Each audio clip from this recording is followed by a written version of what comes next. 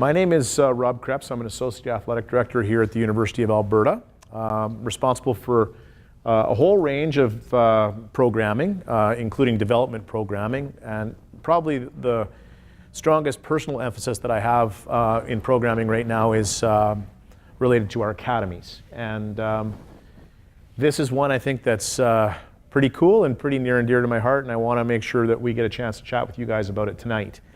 So before I get into the presentation, I just want to introduce a few people here. So over on the far left there is Michael Cook. He's our head sport conditioning coach here at the University of Alberta. He's also the Edmonton area manager for the Alberta Sport Development Centre. Next to him is Pete Houlihan. Pete is a coach within our rugby training group in the Green and Gold Athlete Academy, specifically focusing in on the boys, but the boys and the girls do kind of work closely together. So Mick Lismore. Mick is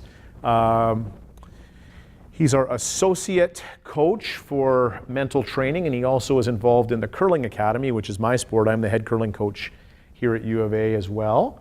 So he has quite an involvement on the mental training side within the Athlete Academy.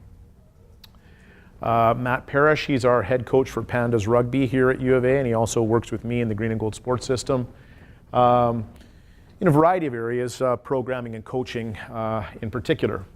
And this is Chelsea Ross, who you might know. Chelsea is sort of really the person who runs the Green and Gold Athlete Academy, even though I sometimes say I do.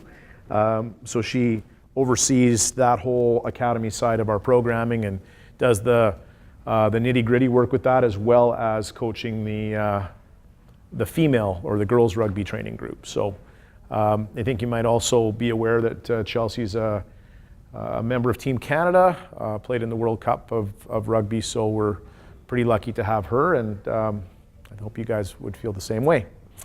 So what we're going to do tonight is keep this a little bit less formal, because we've got a small group, and we'll give you guys a chance to answer any questions that you might have.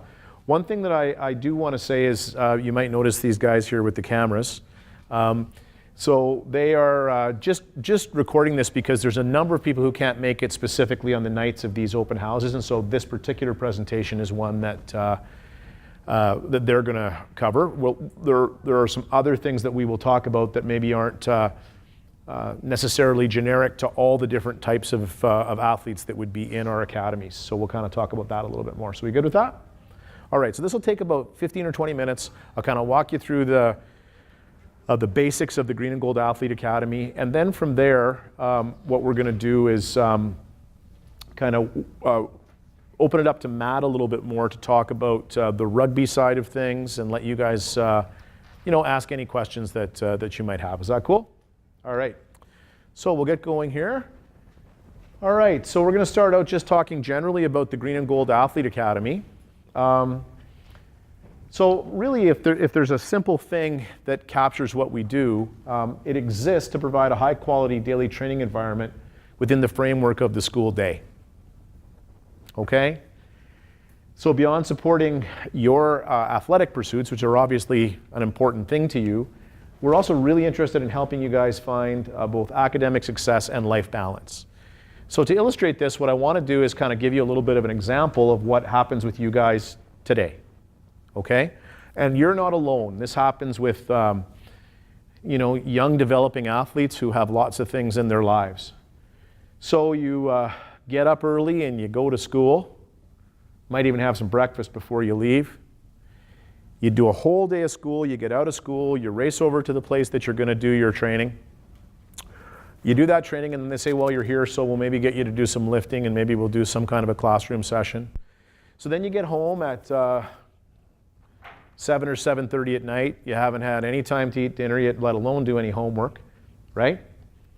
Not to mention no time for family or friends or to have a life. And then you repeat the same thing the next day.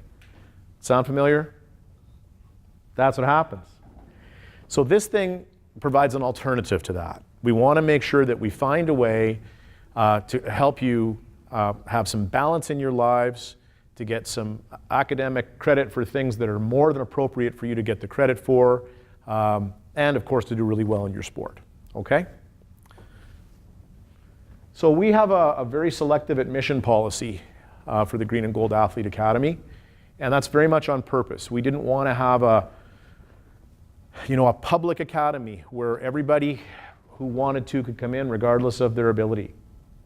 So one of the things that's really important to us is that you need to have realistic potential to compete at the post-secondary level and perhaps beyond one day. If we don't think that you have that potential, as much as we like you and as glad as we are that you came tonight, we're not going to admit you. We're just not going to do that. Because we're not doing right by you, and we're not doing right by the others who are in the academy. Okay? So what this does is it makes it possible for us to deliver more advanced training.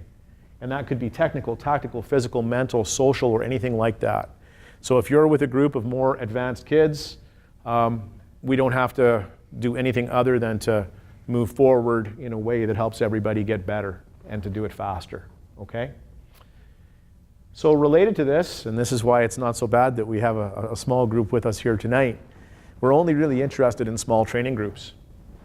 So we're really committed to that because we know it makes it possible for us to work more closely with each student athlete. Okay?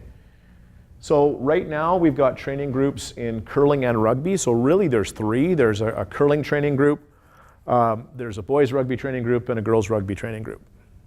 Okay? Those two kind of work closely together, but in a lot of ways all three of these training groups work together depending on the particular focus of the session at that point in time. So we're also going to be adding a Pandas hockey training group next year, so we're really excited about that. It won't be like any other hockey academy in the city though. Again, it's a selective admission policy, and it's just going to be 20 or 25 hockey players, and that's it. So on to the next one, Charles. Okay. So what we start out with is that there's 12 hours of weekly programming. All right? 12 hours. So that's from Monday to Thursday from 1 to 4 p.m. Okay? So that training is divided into three different categories. Right? So there's sport-specific training, there's general athletic training, and then there's academic content. Because we said that we want to make sure that we help you take care of the academic side of what you do, and there are certain things that you absolutely should be getting credit for. Okay? So that's why we have to make sure that we cover off that academic content and make sure that you're earning those grades that you get. So we're going to talk about each of these. We'll start out with the 6 hours of sport-specific training. So this equates to an hour and a half a day, 90 minutes, 1.5 hours of sport-specific training each day from Monday to Thursday. And there, what we try to do is to deliver a comprehensive technical and tactical curriculum in the sport. In your guys' case, because you're all rugby players, rugby. Okay? So that curriculum is developed by our varsity head coach. So Matt, back there, developed the sport-specific curriculum. He taught me lots about rugby as we were going through that process. And it's delivered by our academy and or assistant coaches, so Pete and Chelsea, and potentially some others. So typically these coaches are assistant coaches on the varsity team, as Mick is in curling, but tend to focus in as well on that high school aged academy future bearer panda, okay? Now there's also 3 hours of general athletic training. So that equates to 2 90-minute or 1.5 hour sessions over the course of the week. So those things will include sport conditioning for sure. So that's working out in the gym, elements of strength and other aspects of fitness. But it also includes some multi-sport that we build into that. Part of that is to make sure that you get all the necessary credit for phys ed, but part of that is because we really believe in you mixing it up a little bit and doing some cross-training and getting involved in some other sports, even if it's just to stretch your horizons a little bit and make your bodies do something a little bit different than they usually do on other days. And then there's mental training. So this is kind of where Mick comes in. And what we try to do is embed that mental training right into both the physical kind of sides of training, so the sport conditioning and the multi-sport. So it's kind of unique. It's an approach that's, I think, quite innovative in that you're not going to sit in a classroom necessarily and get a PowerPoint and that's how you're going to learn all aspects of mental training. Some of that happens as part of the academic content. But Mick will be right in there in the gym with you as you guys are lifting and working out. and trying to help you overcome some of the challenges and the adversity that you might face in there, and in the process, maybe teaching you some mental lessons that will help you in your sport itself, okay? And finally, 3 hours of academic content. So that comes in the form of 2 90-minute classroom sessions. They happen right here in this classroom, right? What happens there is that, that we deliver a couple of things. One of them is, well, they're all related to CTS, so that's Career and Technology Studies, okay? And specifically what you're going to do is you're going to learn about different professions in our field related to our faculty of kinesiology, sport, and recreation. So it could be as a coach, or it could be as a teacher, it could be as a physiotherapist or a trainer, or any number of areas like that, okay? The other side of it is that you get 5 credits for phys ed, okay? So phys ed, 5 credits, 10 credits for career and technology studies. So when you put those two things together, you end up with 15 annual credits. So for the parents in the room, you might know that your kids need 100 credits to graduate from high school. So over the course of 3 years, you get 45% of that for being in the academy, which is pretty good. But it's not easy. Let's be clear about that, okay? All right, so we're really proud to partner with Vimy Ridge Academy. So for those of you who don't know, Vimy Ridge is the official academy school for Edmonton Public School Board. And so they specialize in the unique needs and schedules of student athletes. So normally what happens right after I'm finished this slide is the assistant principal at Vimy Ridge, Daryl Weinberger, makes a big speech. He's actually coaching his basketball team right now. So what we're going to do is we're going to send you guys a video that kind of explains some of the things that are important about Vimy, but I'm going to hit the highlights a little bit. So one of those is, how many of you are going to be going into grade 10 next year? Hands up. Okay, 1 there, 2, okay. So you guys, to make this whole thing work, really don't have much of an option but to go to Vimy Ridge. So the reason for that is because they are the only school in Edmonton Public School Board that teaches 3 academic courses in the morning. So by the time you leave at lunch, you've got all the academic credits that you need other than the ones that you get here in the Athlete Academy, okay?